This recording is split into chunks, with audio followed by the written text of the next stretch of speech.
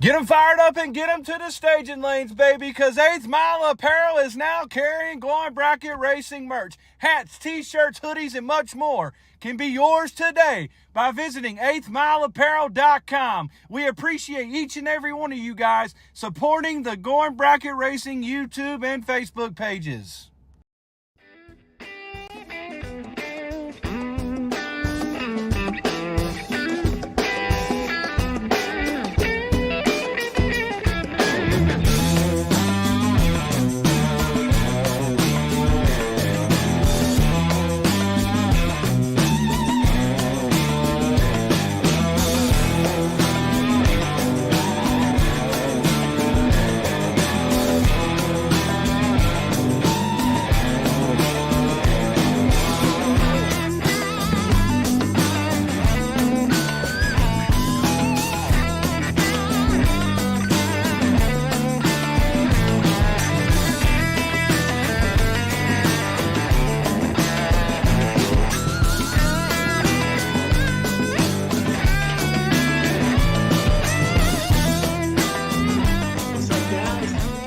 Back with another episode of GBR Live. It's November 21st, 5:02 p.m. You know, we're out here just getting rained on. It's that time of year. It's about Thanksgiving, so happy Thanksgiving to everybody. But before we get into anything, we always got to thank the people that make this free to the viewer. TSR Racing Products. Get your Power Glides Turbo 4. Man, I'm all messed up right now, George. This weather's got me messed up, man. It kind of got me sleepy right now. TSR Racing Products, Power Glides, Turbo 350s, Turbo 400, 727 transmissions, parts, and full transmissions if you need those. It's that time of year. You might need to freshen up those planetary gears if you got that Power Glide. BRG, 3D printed parts, anything you need. You want to spice your ride up over the gear, contact Brian Garrett over there, and he'll get you taken care of. Syntex Printing out there in Temple, Texas. Get all those graphics on your car. Driven Racing Oil. If you're going to race in the wintertime, man, I'm telling you right now, you need to get that Driven Racing Oil. It gets that moisture out, keeps it separate. GBR 10, get yourself 10% off your order. Proform Parts. Visit proformparts.com for your carburetors, alternators, starters, radiators, distributors, tools. It goes on and on and on, man. Proformparts.com. Crew Chief Pro software. We don't race when it's 32 degrees outside very often. Don Higgins got you covered over there, crewchiefpro.com. And, of course, if you're getting a little cold out there, man, you get you a GBR hoodie at 8thmileapparel.com. So go over there and get you one of those. George, it's Thanksgiving time, man. You know what that means. Yeah, it means I'm about to break the scale. Yeah, I'm standing on the scale, and it's going to say, I don't like you. That's what it's going to say. So hopefully I don't gain 30 pounds, and even if I do, it's winter time, so I guess I got enough time to get it off before I got to fit back in my racing pants for the next year. So yeah, man, I don't know if anybody saw Don Higgins posted. He's having Black Friday. I want to say it was close to, and don't get me lying, just go over there. I thought it said $100, but I'm not 100% sure. I thought it said $100 off of a weather station, and that's a pretty nice little piece of change, guys. So make sure and head over to Don Higgins at Crew Chief Pro if you're looking for their upgrade to your weather stations this year. Honestly, one of the most crucial areas, in my opinion. A lot of us bracket racers really didn't pay attention to Crew Chief Pro. We all thought it was the Clash Racers equipment. Nah, man. I'm here to tell you that ain't true. Okay, I got taught very well by Brad Gephardt out at TB Promotions Twin 50s, number one, the first Twin 50s I think he had there. And I kept going back and forth to Brad's trailer because it had me dialed in to the T. So, hey, I can't say enough about that old Crew Chief Pro. I nerd like that, so I can't help it.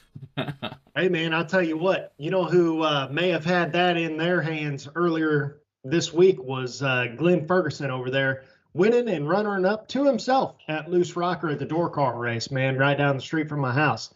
So, I mean, Glenn Ferguson, great race car driver out here. I want to say he's from like Farmington area or whatever, but every time that he shows up anywhere, it seems like it makes a whole lot of noise. Got a Ford in the winner's circle.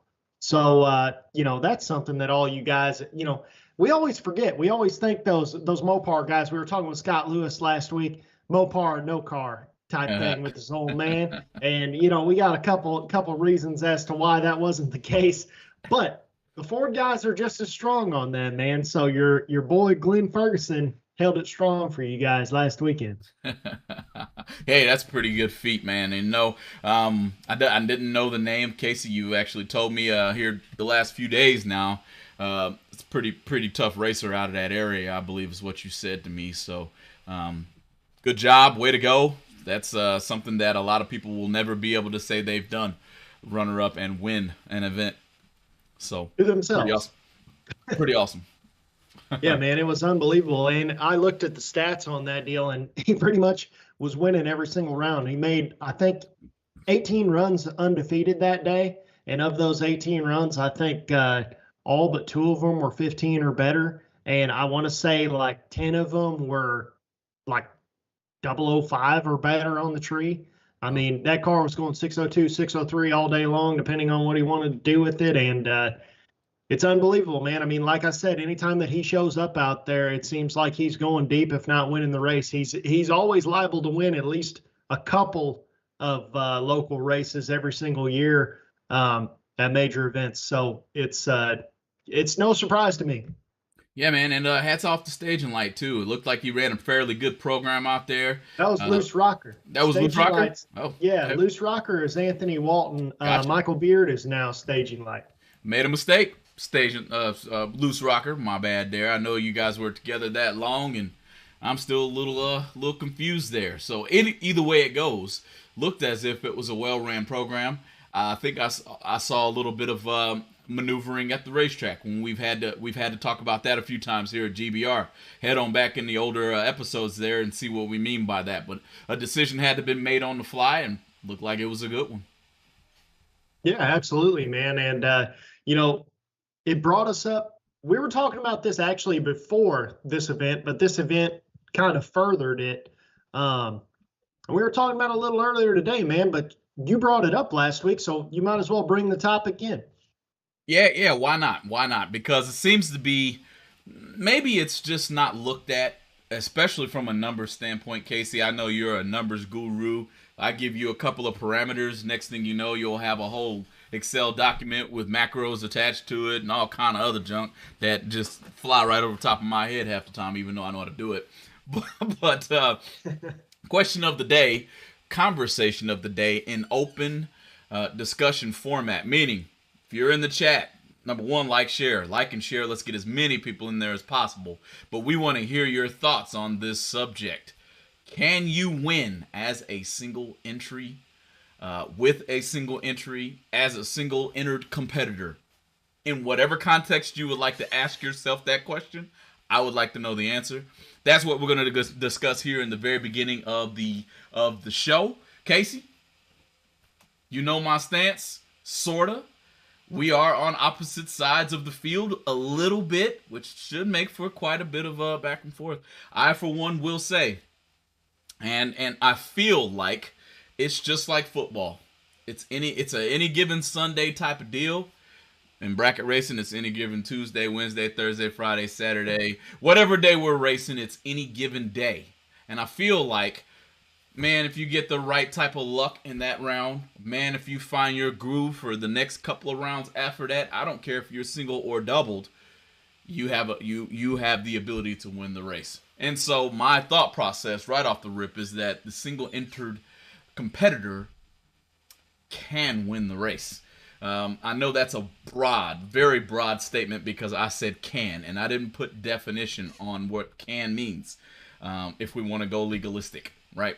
But what I'm saying is it's doable. You don't have to be doubled to win these races. Casey, go for it. Oh, absolutely. I mean, the bottom line is it kind of always rings true that you can't win it if you ain't in it. That is what it is. You can never win anything. You miss every single shot that you don't take. It's like that with every single thing in your life. That being said, I went to dragstory.com, which basically any show or any race that is televised on Motor Mania, the results are always posted on dragstory.com. Now, when you go to that section, there's some places run AccuTime, and I guess the others that run CompuLink, and I don't know which one is which as far as how the results come out, but one is a PDF file and one of them is or I don't even know if it's a PDF file because usually you can search those, but regardless, One of them you can control F them, and the other one you can't. I got you. And those of you that work on the computer, you know what I'm talking about. But anyway, so I based it off of the ones that I could use the find function on. So it's based off 29 major events, the statistics that I showed on this deal. And again, it's all based off dragstory.com. These are races like big races like Loose Rocker, OG Million, Fling Series, TB Promotions, King of the Creek, Triple Threat, so on, so on. 29 days of racing overall. Out of the winners, 20 of those 29 winners were double entries, and 9 of those winners were single entries. Either way, you can win. That shows right there. Okay, you start looking at it and you're like, oh, well, that's basically 50-50. And the way everything all worked out as far as running all the statistics on it, 9 of the winners being singled means that you have a 31% chance if you're a single entry to win the race, and you have a 69% chance if you're a double entry to win the race. So the interesting thing looking on the surface of all that is if you're double entered, you know, apples to apples comparison, you would think that if you're double entered, that gives you one more shot, right? So let's say I'm doubled and you're singled. That's 3 entries. We should all have a 33% chance, 33% per entry. But the ways the statistics show, you actually have a better chance to win if you're doubled, more so. Like you would think, oh, I got one more shot to win. Well, the statistics actually work out to be you actually have a better chance than another chance. You have like, I don't know how that ends up, maybe like 20% more of a chance to win. Now, the question is, when you look at probability and everything, probability basically says the easiest format is if you have a coin, heads and tails. Everybody knows about that. You flip the coin. The more times you flip the coin, the closer you're going to get to a 50-50 shot. So I guess the question is why do you think that the outcome actually favors the double entered opponent in general? Yeah, that's a great question. And again, I'm not here to say that I do feel like the outcome favors the double entered driver. Seemingly, that's who's winning right now, especially based on your statistics and your fancy Excel sheets. Because hey, they do paint a very good picture. I almost wish you'd have showed it on the stream today. But basically, what I'm getting at is those double enters. And what I kind of consider is the unvisited territory, or the facet of the conversation that people aren't really paying attention to is who is the double entered driver. Okay, the who to the equation seems to be more relevant than the who is doubled, in my opinion, or the what driver is doubled. The reason I say that is because, and this is hypothetically, give me the double entry. This is George here. I've been racing for quite a while, and I consider myself to be a decent racer. But give that single entry that George would have to, say, Kevin Brannon. 90% of you on this show right now know that Kevin Brannon will probably take that single entry all the way down to the end, if not further. Where George, yes, I could probably get one of those entries into the 4th round, but it's going to take quite a bit of luck past that point, right? Not even downplaying myself in a sense. Nobody knows anything about me. You don't know how I race. You don't know nothing about me, right? So that's where I feel like the conversation must go. It's all about who's driving. We had a poll on Going Bracket Racing a couple weeks back, Casey. It was, is it the car or is it the driver? And I believe the driver won that situation, if I'm not mistaken myself. And hands it was down. pretty far. You know what I mean? So it goes a long way, in my opinion. You can double as I don't want to use the average Joes versus pros, but the average Joe doubled versus the pro singled, and I think the tide switches. Talk to me. Yeah, man. And that's something that I was planning on getting into was, do you need to be doubled at the big races? Who are the racers that are winning the races? Are they big name people like what you said, Kevin Brannon? Is it Gaddis, Birch, Galletti, Williams, Underwood, Holloman, Sarah? We can go on and on and on. Hastings, obviously. Uh, you know, are they people who you expect to do well anyway? Or here's the other thing, though, is you have to think about the fact of what is the reason why they win the races they win? Why do you think the people that I mentioned are seemingly so much better than everyone else? Because I mean, they may not be better than everyone else, but they obviously, I mean, it's very obvious those guys that I just mentioned are on a different level than everyone else. So why do you think that is? Yeah, well, number one, and to kind of piggyback off of what you're saying, those drivers that we're mentioning and what you would call a pro, part of what I feel the getting the mastery of drag racing in right now is the actual feeling of turning on that final win light in a bigger event. It takes away, number one, it's almost like a I've been here before feeling that I would consider anyway. This is kind of hypothetical. I haven't won a big money race, right?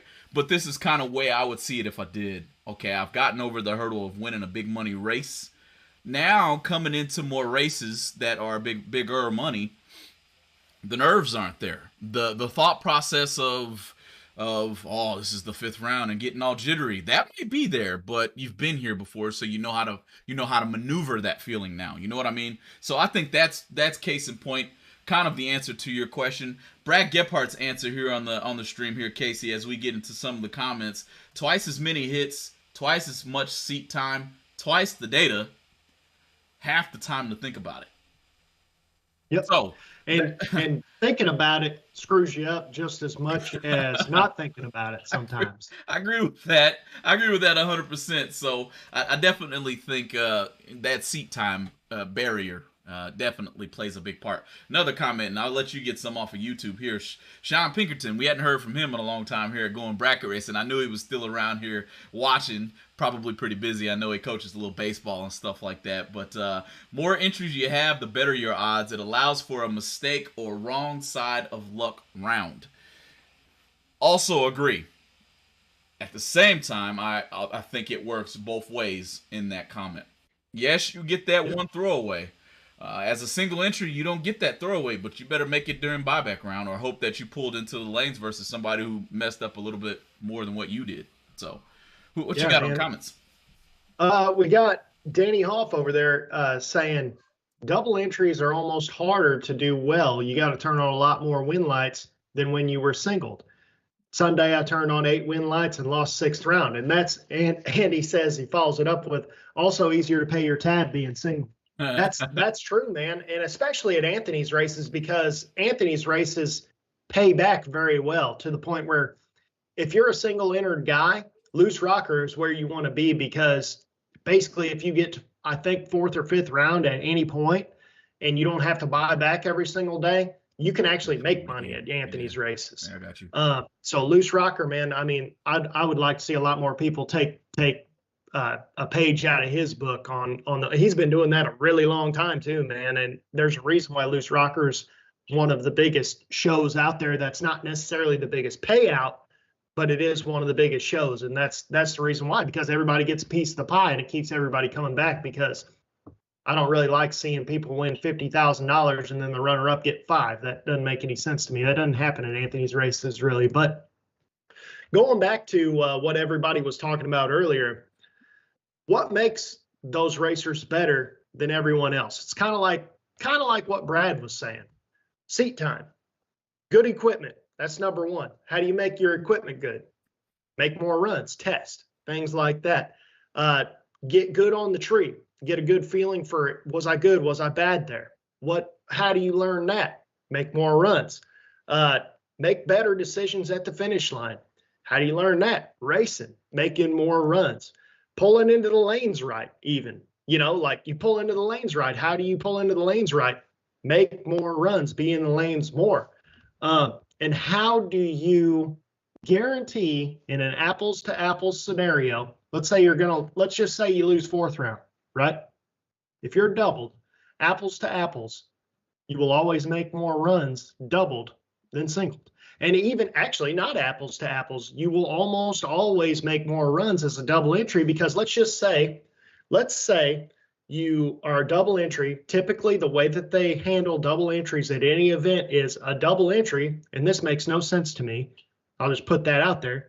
But an entry gets a time run, right? So if you're doubled, you get 2 time runs. You're guaranteed to run first round twice. If you lose and there are buybacks, you're guaranteed to run second round twice. If you never win a round, you will make 6 runs. You have to get to 5th round single entered to make the same amount of runs that you are guaranteed to get as a double entry if you never win. Yeah, I think that's a big disparity as well, Casey. That's very, very broad. Your 5 hits of data to my 1. You know what I mean? Mm-hmm. Right. That's massive. That's a big gap. Is it overcomable? Is the main question we have right now. And there's a lot of comments here. I'm doing the best I can to keep up here. I see Richard Singer. He's saying the old adage, practice makes perfect. That's part of what we're talking about right now. And get a lot of practice. Obviously, Casey, you just said it would take me to the 5th round to even catch up to what a double entered, double buyback racer would have to. Even if they get one of those entries through, they still have 6 passes. Well, you know what I mean? So if they get 0 entries through, they have 6 passes. Right. But if I ever had to meet up with them in the grand scheme of things, I'm in 3rd round with 2 passes under my belt with somebody who has 6. That's a big number. So good call out there. I like that one. Let me see. What else you got as far as comments? Because they are rolling in here on the Facebook side. Eric White over here is saying, I've seen many times the big names lose first round, but because they're doubled or win a re-entry, they keep going. Many outcomes would have been different if it was single and no buybacks. And that is something that whenever we were talking about this last week, that's the first thing I brought up to you was how different it looks whenever, for example, the Spring Fling is the first place to really take a big money level to a single entry only format at Bristol. And I just think it's always interesting to see the people who are in late in that, because in my opinion, you can't drive the same way that you drive doubled singled, because you're leaving too much up to fate, and you're leaving too much up to, if you turn it red 2nd round, you're done. Whereas if you're doubled, you say, okay, I'm going to back it off a little bit. That was pretty much as good as I'm going to hit it. I'm going to cover that, and now I can hit it real hard elsewhere.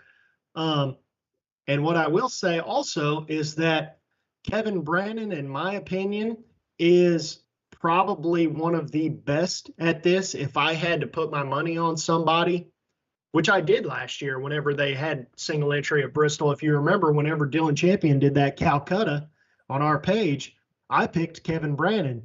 And what happened? The night before the Calcutta was going to happen, Kevin Brannon would have won that deal. Sure.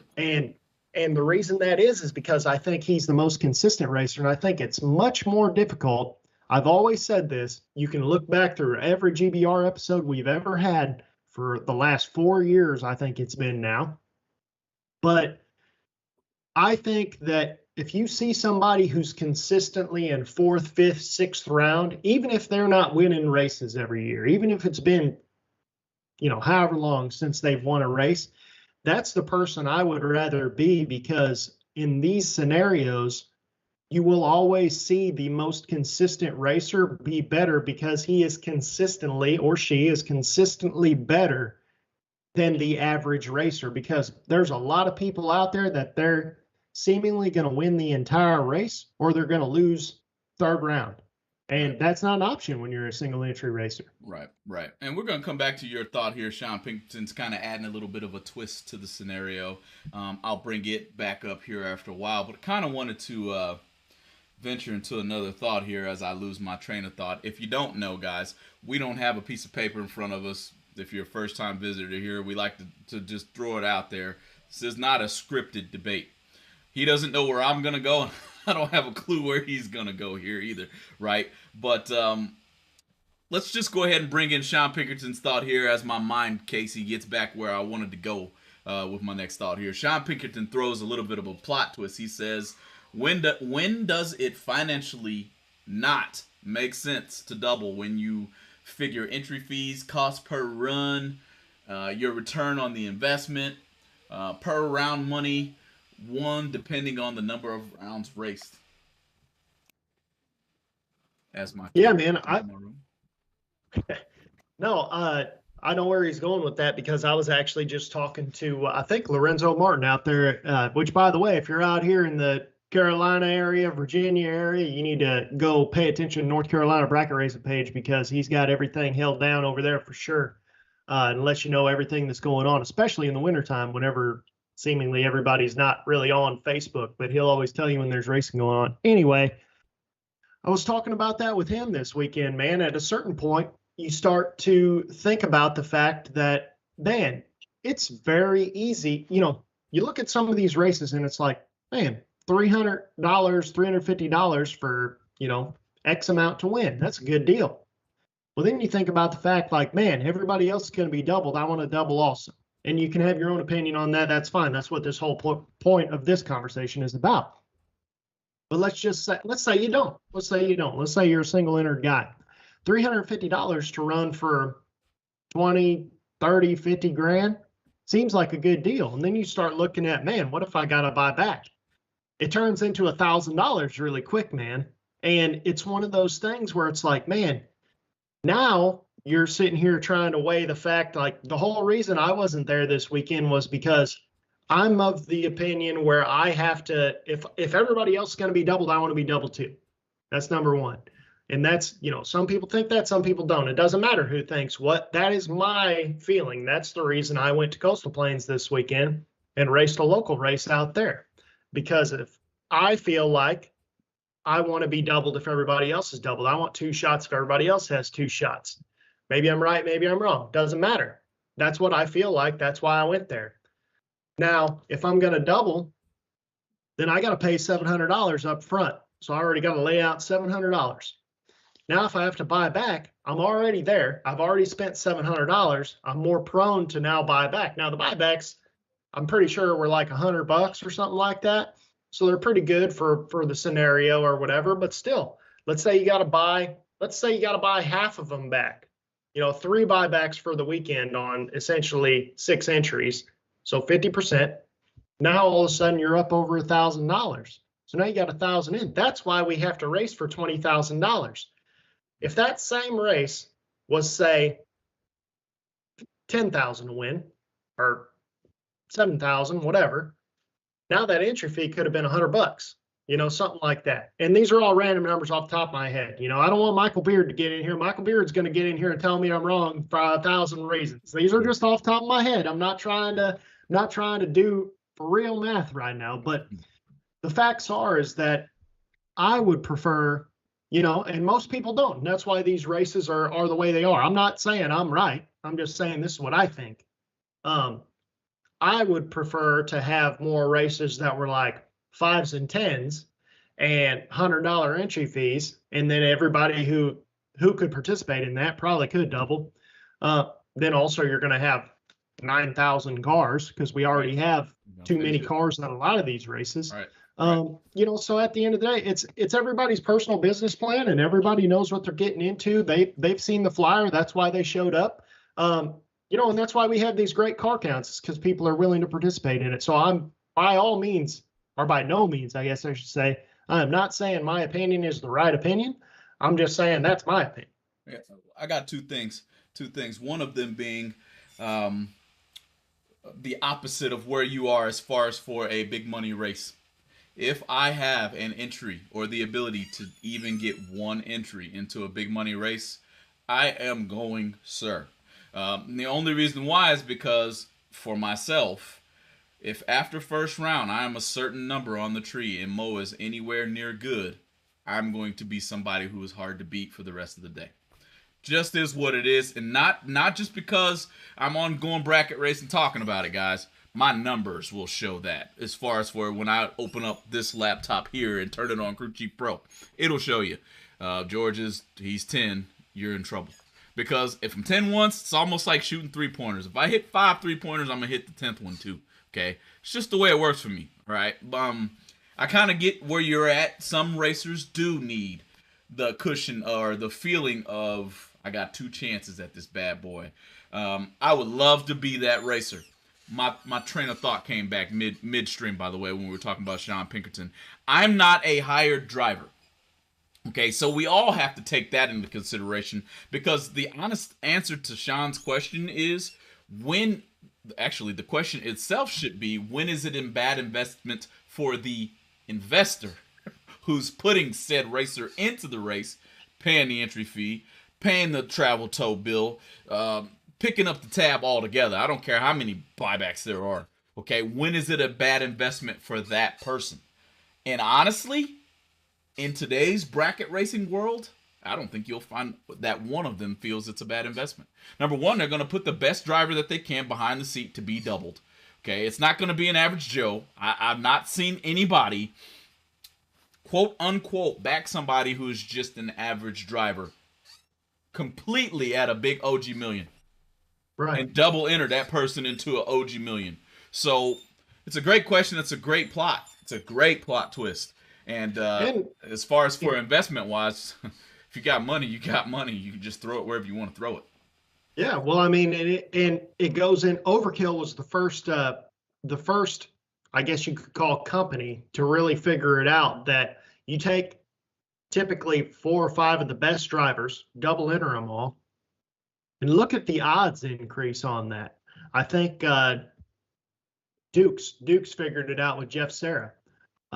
You know, and all those guys, and Sean was driving them for a while whenever he was still here. Right. You know, they started to figure out in these big races. Let's take the OG million, because it's just easier because of the way that it is, and it's typically always like 250 to 300 cars, something like that. So let's just say there's 300 cars. Well, let's just say 100, because that's way easier. If you have 10 entries in a 100-car field, then that means you got a 10% chance of winning. Whereas if you're one guy in a 100-car field, you have a 1% chance of winning. So they're increasing their odds. They're using basically gambling tactics and general finance tactics to figure this out. Like Okie dokie, man, he's I've never met him in person, but he's a very good businessman. I mean, he's the first person by far. Bloomfield might have figured it out right before him, but Okie dokie is the first person to actually really figure out that he can play the odds on a lot of this stuff. And he's actually tilting the odds in his favor, because look at the people who drive for him. Williams, all of them, all 3 of them. So that's 6 entries that could win at any given point. Who knows how much money Donovan's won for him in the last 2 years, let alone his dad and his uncle. You know, Underwood's raced for him for a long time. And I'm sure there's tons of other people, but those are the people that everybody knows right off their head. But I mean, that's why you see what they show up with. That's overkill stuff, man. That's paid for because of the people that he enters and the amount that he's willing to risk. But there is a return on investment if you have the correct strategy and you know what you're doing. There's clearly a return on investment, because he's not just doing that for fun. Not just for fun at all. No way. You know what I mean? The business side of it gets to rear its head too. You got a business, that means you get to play business games. I'll leave it at that. Use your imagination as to what I mean by that. But hang in there, guys, because we got more coming back after these messages from our marketing partners. We're going to get a little bit further into this conversation possibly, and then bring up something that might pique your interest even more, okay? Surrounding those loan cars. Don't go anywhere. We'll be right back. BRG Motorsports 3D printed racing parts are able to provide you with whatever you desire to enhance your drag racing operation. Items like safety belt magnets, nitrous bottle holders, and even quick release delay box mounts are able to be obtained from BRG Motorsports 3D printed racing parts. Have a look at top-selling items such as helmet hooks and steering wheel hooks, which are proven to make it easier to maneuver throughout your race car. You can contact BRG Motorsports 3D printed racing parts at telephone number 765-729-1177. TSR Racing Products has everything you need to make your Power Glide Turbo 350, Turbo 400, and 727 transmissions the best they can be on the street or at the track. With exceptional products, customer service, and over 30 years of experience, TSR Racing Products is always available to help their customers with any of their transmission needs. In-house machining ensures you only receive the best products from TSR Racing. Visit TSR Racing Products at tsr-racing.com or give them a call at 800-394-5889.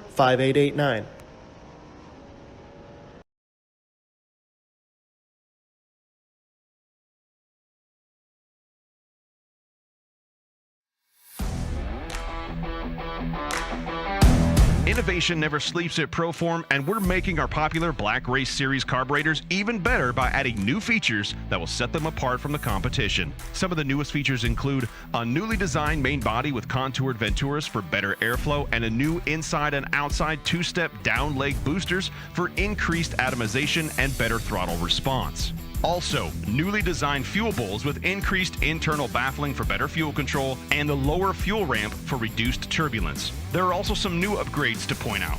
The fuel bowls now both include nitrofill floats, and the throttle base plate now has slabbed shafts for better airflow. These new features, combined with a fully adjustable high-flow main body with screw-in air bleeds, billet metering blocks, high-performance billet throttle base plate, and aluminum fuel bowls with sight glass windows, makes for a great street strip carburetor that packs a punch.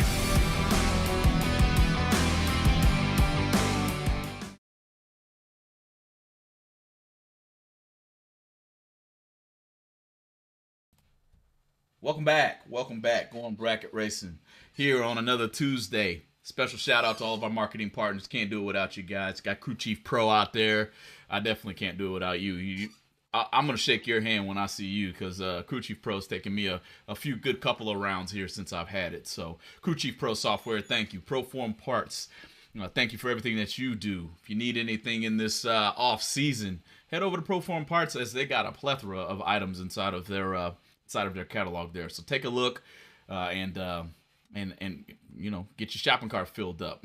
They'll probably get you what you need. TSR Racing Products, thank you for everything that you do. Same goes for them. If you got anything going on the back end of that car and you need to have some assistance, they've got a really good tech line there. They can pretty much talk you through anything, I'm sure.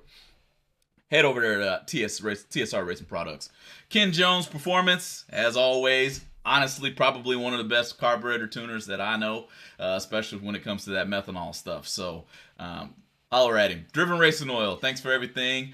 Best oil out there. I know, Casey, over the summer, I think you boiled some Driven Racing Oil after a certain amount of passes and sent it off and had it tested. It was still good. So you can't beat that with a stick. I know that if you're running it, you're probably experiencing the same. Switch over to Driven if you hadn't already. BRG Motorsports, 3D printed parts. Brian, you've got a lot of items in my race car. Makes it real easy to maneuver. I love the helmet hook. I love the fire extinguisher mount. Everything in there, man. So if you guys need anything like that, hit up Brian Garrett. Syntex Printing, thanks again for all the stickers, all the marketing that you do for us as well. Shouting out to 8th Mile Apparel. It's wintertime. I know a little birdie on the wall told me, I think I mentioned this last week, the Door Trucks Rule shirt will be available really, really soon. I get asked about that shirt just about every time I wear it. If you don't like door trucks, well, shame on you. And we'll try to find something to suit your need as well. Head on over to 8th Mile Apparel for your apparel needs. So, Casey, we are going to switch gears. We're going to leave the thought process of double enters versus single enters versus can you win being a single entered competitor even though you can. Turn it green. Hog up as much stripe as you need. It don't even matter as long as your car's running dead on. Win the race as a single enter. You can do it. Casey, man, let's get to what I consider a very interesting topic. I feel like we will visit it again. Mark my word, right here on GBR. It might not be today, but the day is coming. For dragsters, are we seeing the extinction or the beginning of the extinction of the hardtail shall I say, bracket race weapon. Are hardtails becoming more and more hard to find? Or should I say, are they being made new? Are you seeing a lot of 2024 hardtail cars coming out? And then why is it that most of the dragsters on the big money scene are all 4-link? Let's Well, I have can a tell you that. conversation. I can tell you that from experience. So number one, there's a lot of numbers in this deal, but number one, first and foremost, the hardtail dragster was obviously the original dragster. And the problem is that if you run at a short track and you're a pretty fast car, it unloads the chassis and it'll start bouncing. That was issue number one.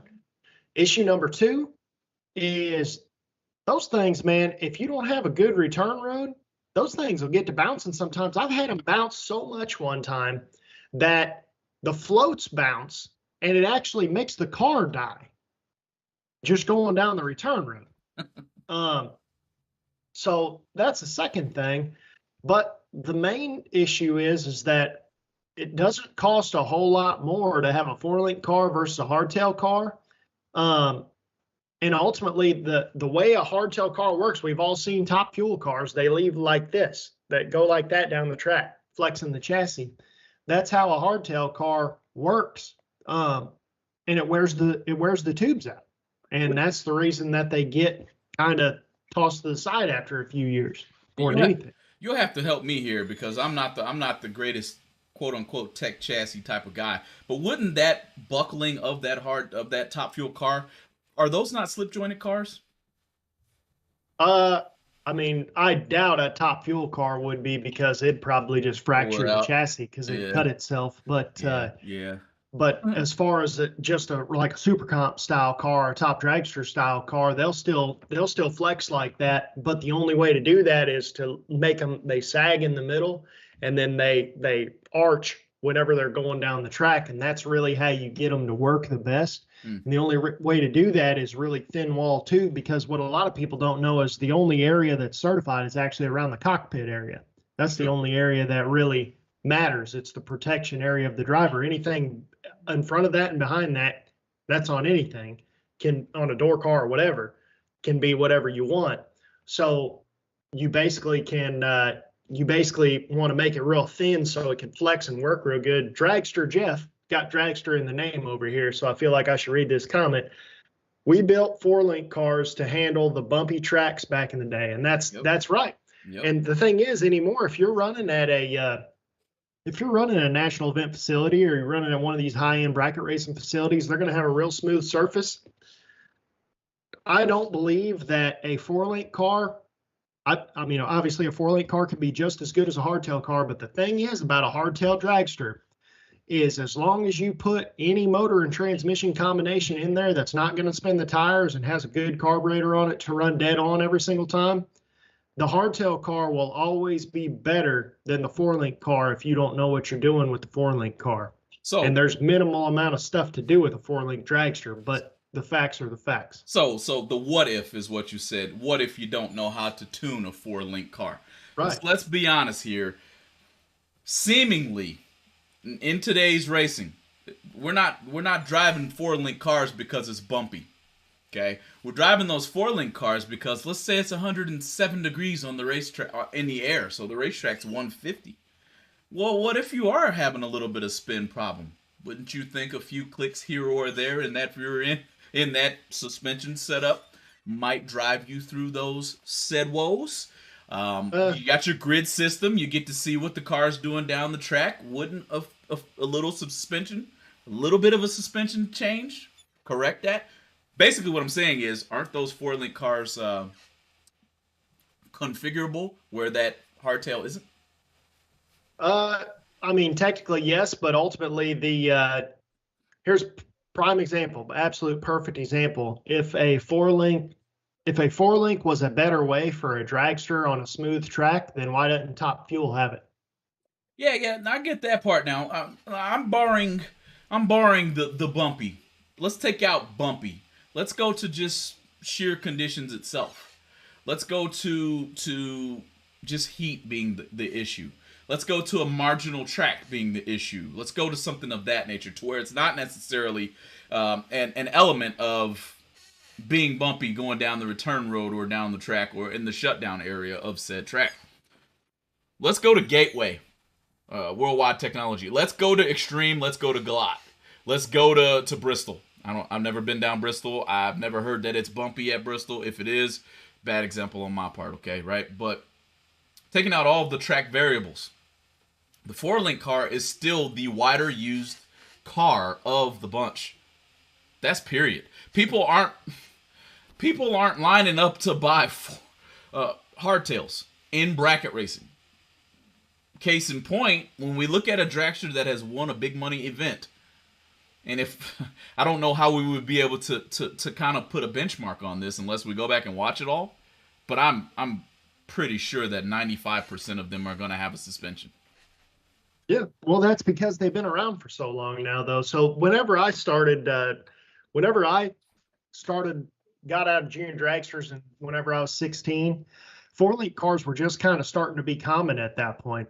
In fact, Ken Jones, he ran a hardtail Gebhardt car for a long time. He was actually the first one out of the group of all of our families to have a dragster, and won lots of races. And I drove that car a few times. That's actually the car that I was telling you that bounced one time so hard at Gateway, because remember they always had those whoops back there because it was built on a swamp, so water ran under in the back of the return road, and it got bouncing so hard that it died. But anyway, whenever you're talking about a good track, like what you were just mentioning, I don't believe that a bracket car, I think that a hardtail car actually, I think, would be more advantaged, just simply because you don't have to run through the shock.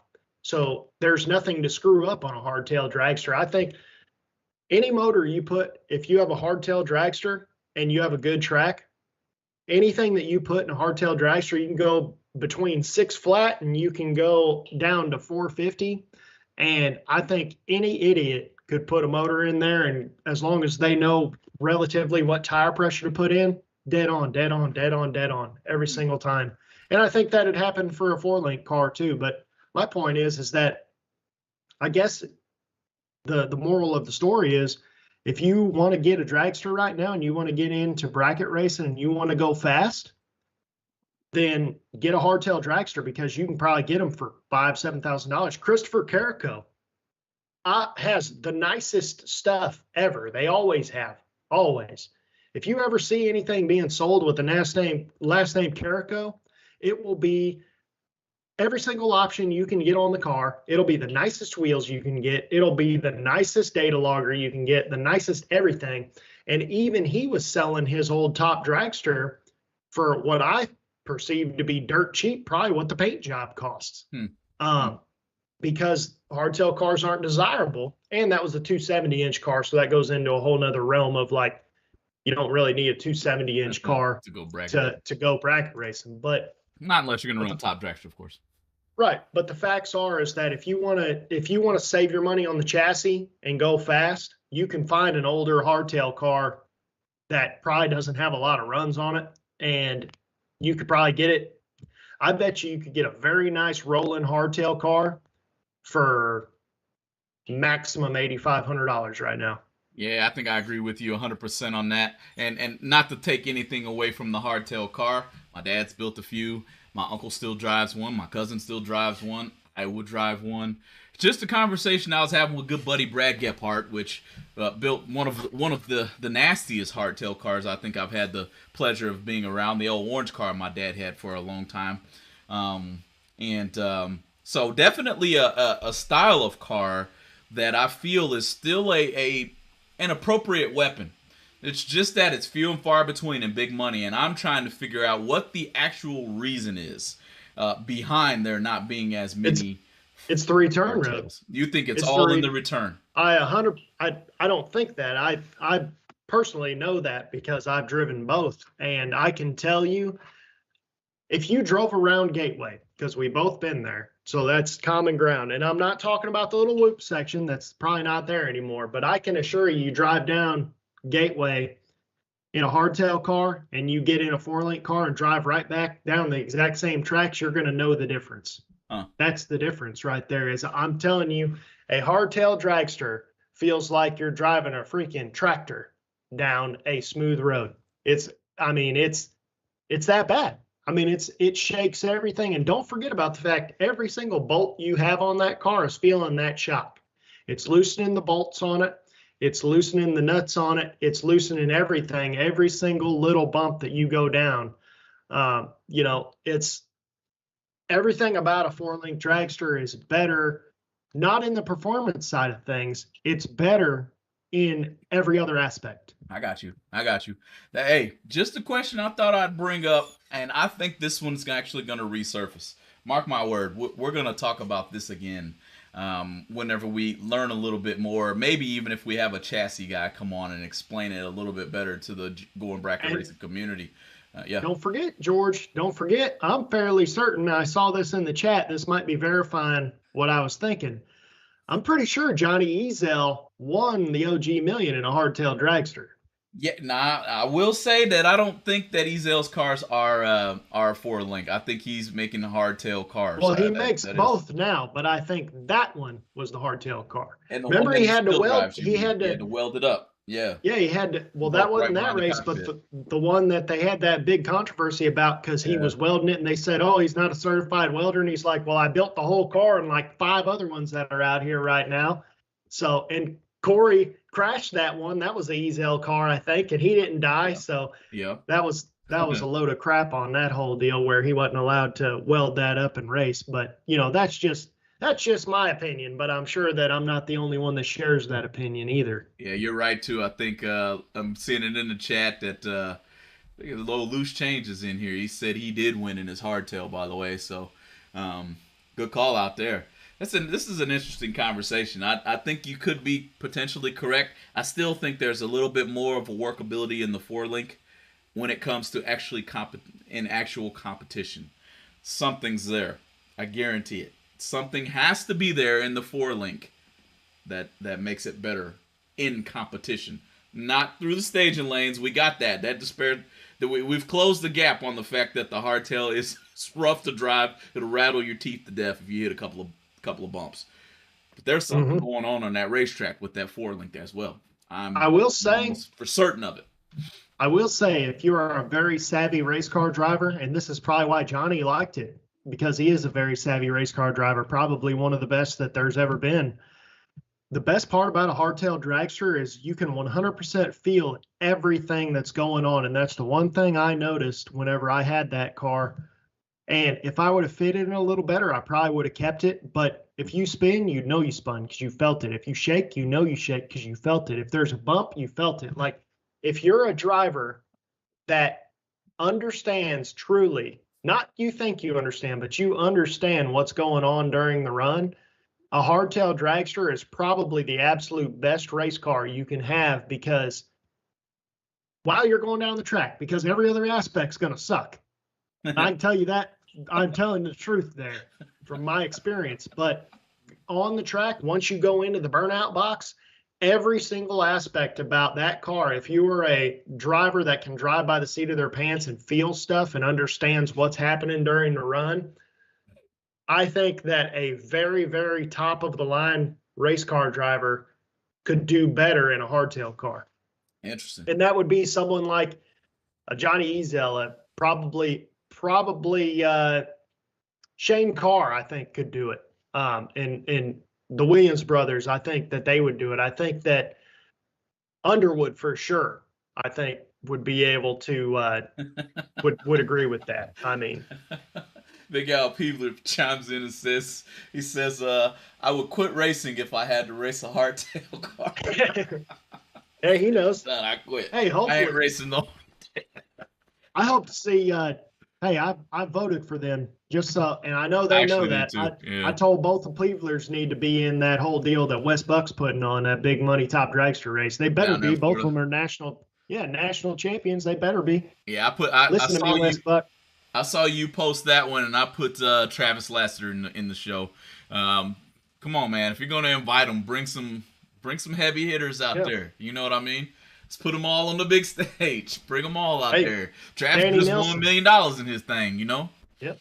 Danny Nelson. I mean, there's a lot of Christopher Carrico. If he still has a dragster, he needs to be in it. I mean, there's a lot of guys who are big money bracket racers who have top dragster worthy cars. So I say let's invite 16 NHRA guys and let's invite 16 big money bracket racers, because there's plenty of those guys that got pro charge cars that can make it happen too and go 390s.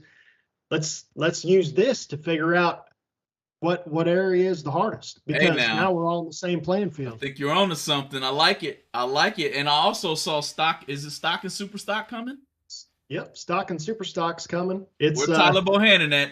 I'm putting my money on Tebow right now. Can't nobody else have Tebow in the Calcutta. Just I'm look- having one. just look I at get this. Tebow. Everybody else you can get who you want. Just look at the GBR guest list. Tyler Bohannon, Dan Fletcher, Peter Biondo. This show's called Go On Bracket Racing. We have all those guys. Those are bracket racers still.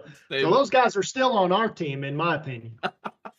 Hey man, we might have to tap old West Buck on the shoulder at PRI and say, hey, you We're gonna need have to to- make sure you need to make sure you get these bracket racers in the mix. We're going to have to get Champ to do these Calcuttas. He's going to be infuriated about this, but we're going to get him going. Hey, no question. And hopefully Winlight Betts is out there too. It wouldn't be right if Winlight Betts isn't there. So at least give us something to do while we're watching. I know I ain't going to be down there in lovely Bradenton, Florida to participate in any shape or form, even if I'm just watching.